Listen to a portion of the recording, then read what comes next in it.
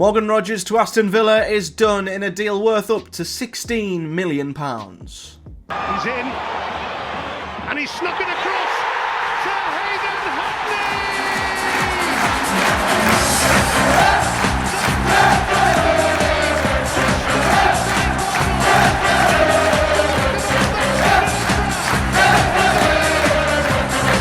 What is up, guys? Welcome back to the channel, and finally, at the fourth time of asking, the Morgan ROGERS saga is done. He has joined Aston Villa on deadline day for a deal which both clubs have said is an undisclosed fee, but due to various sources over the last few days, it is believed to be a deal worth up to £16 million.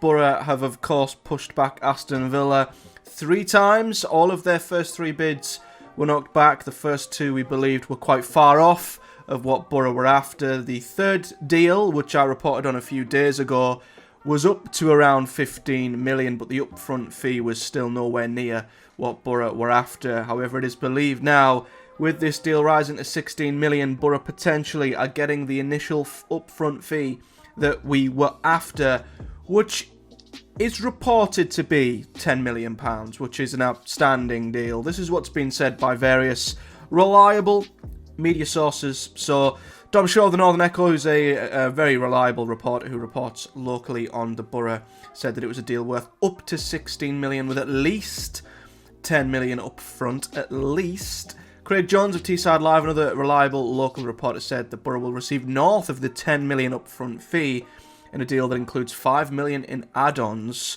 and a big future sell-on fee. So maybe Boro are swallowing the apparent 20 to 25% sell-on fee that we'd have to give to Manchester City, and we're putting our own large sell-on fee into the deal, so that if Villa ever sell Morgan ROGERS, Boro will be quids in for whatever that fee is. John Percy of The Telegraph, an incredibly reliable source, said that there is an initial 10 million fee with a further 5 million in add-ons, and David Ornstein of The Athletic said that there was only 8 million up front and 7 million in add-ons with that 25% sell-on clause to Manchester City.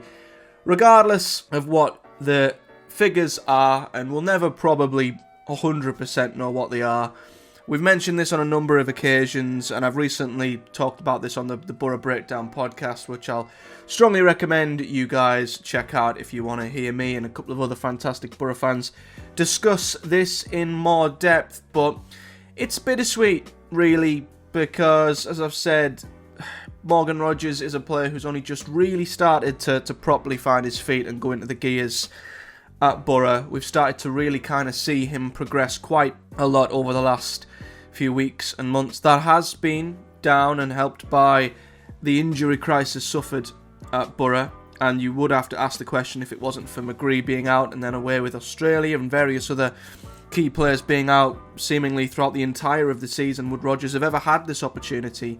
Would he ideally in a fully fit Boro team start? That's even arguable, but what you can't take away from him is that when players have dropped out and he's had to step up, he has certainly improved, and yeah, has got the highest number of goal contributions for Boro this season, was the leading goal scorer in the League Cup up to the point to which we were eliminated, and has provided us with some pretty good moments. You know, he got the winner against Birmingham, which was a very tough game.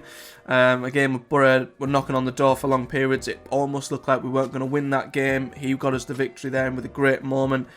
Scored the screamer against Exeter, where he bent the ball into the far corner, which was a beautiful goal. And then recently provided a very good finish, a very good assist, should I say, for Marcus Force in a lovely little back heel flick round the corner. You know, he's certainly got quality, Morgan ROGERS, and I think it is a shame that Boro aren't going to see that at Boro. We're not going to see him do it in a Boro shirt, but as is the climate, as is the way that football is now, with the power and the finances of the Premier League sides and the level to which Championship clubs have got to go to now to remain sustainable, when Boro are faced with £10 million up front for a player we only signed 6 months ago for only £1 million, you cannot turn that down. It's just simply something a club in our position can't turn down, because, as I've said, if ROGERS was to get an injury tomorrow and be out for the season, or lose out to Riley McGree once he gets back from Australia or whatever,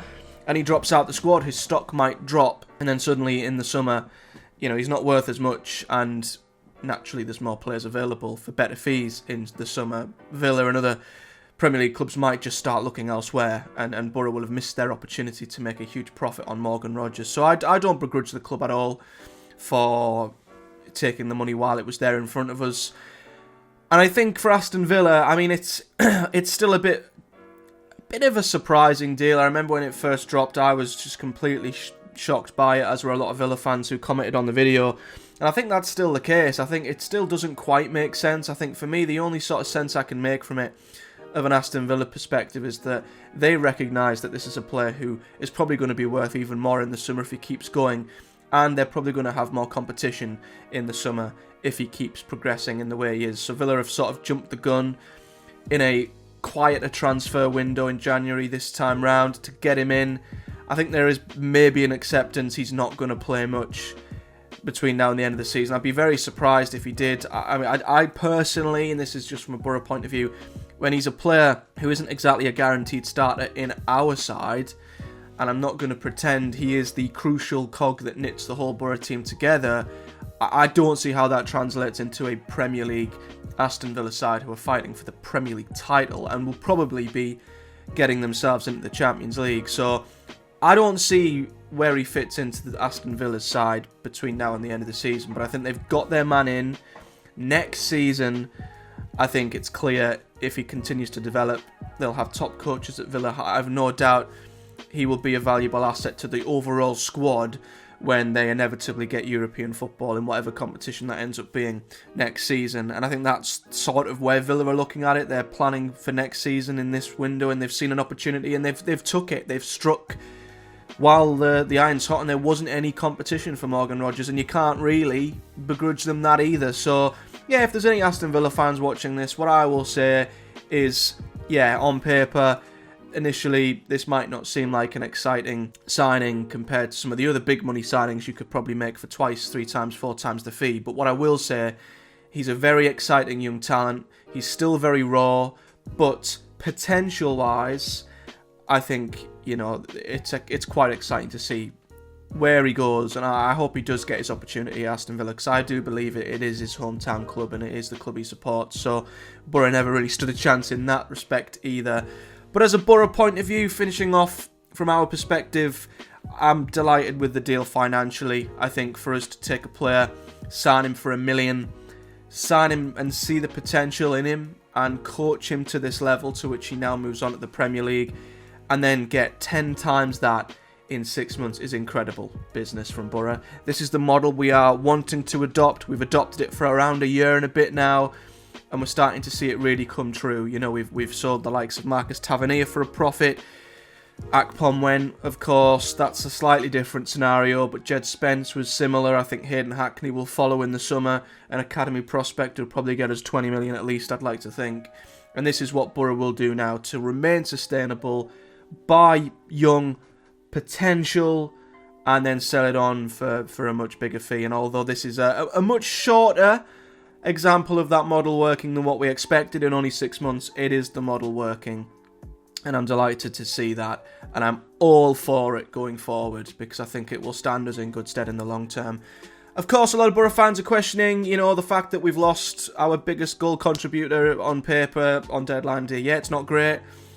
And I'm absolutely with all the Boro fans when we say, let's try and invest this now, while we can, in a potential striker. I think for me, the 2 positions where we need to look to try and fill before the deadline is either up front or on the right. I think if we are happy to keep Marcus Forss up front, because a striker seems unlikely this January, I'd definitely try and bring in a right winger to compete with Isaiah Jones. But ideally, I think Carrick will want to put Forss on the right, and we do need that striker up front.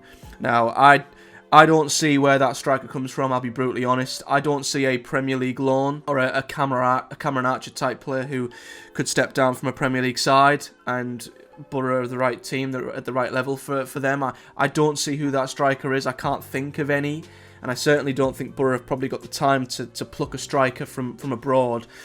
So I don't see where the striker comes from. I'm hopeful we'll find one from somewhere, but I just don't see where that striker comes from. I honestly believe Boro will possibly, if the right player doesn't pop up for the right price, I think we'll take this money. We'll keep it till the summer, and I think as well as this sale and the sale of Hayden Hackney, I think we'll probably go for it more in the summer when there's probably more players available, better players available for more affordable fees, and we'll sort of set ourselves up for next season and just see what happens this season. It's not to say we're giving up on this season, but in this window, I don't see where Boro find a striker, and I don't see where we find one for a good fee. I think if we can pluck a loan in from somewhere, that might work in the short term, but I don't see where that striker comes from. I hope I'm wrong. I hope we get surprised before the deadline at 11 PM tonight. But genuinely, I wouldn't be surprised if this was Boro's deadline day, done and dusted, unfortunately. But we'll see. Things change very, very quickly. And as we saw with the Luke Thomas deal last week, a signing can drop from absolutely nowhere. So we'll see what happens. But for the time being, I want to, wish Morgan Rogers all the best in his next venture at Aston Villa. His time at Middlesbrough was short-lived, but he certainly gave us plenty of memories in that short time. And I think from a footballing point of view, this is the place Boro are at. This is what we're going to see a lot more of. Players who join us and inevitably move on. And until we're an established Premier League side, we will be a stepping stone. We will be a selling club that tries to make a profit, and that's just the model, whether Boro fans like it or not, and we'll hopefully just keep investing until we get to the level to which Brentford have, Brighton have. They're the clubs we're definitely trying to emulate, and it just will take time. But from a football and financial point of view, 10 times the money in 6 months is absolutely outstanding, so well done to Boro for that. But let me know your thoughts in the comment section below. If you're a Boro fan, Villa fan, I know there's been a couple of videos on this and it's finally over the line. We'll see what else happens throughout today. If there is another signing that drops and I have time to do a video on it, I will. But I think between now and deadline day, I'll probably just do a transfer overview on where Boro are at following the end of this transfer window. Once it is over with, that probably will drop tomorrow. But like this video if you've enjoyed it, subscribe for much more Boro and football related news and content. Comment below your thoughts as always, and until next time, thanks for watching and I'll see you all in the next one.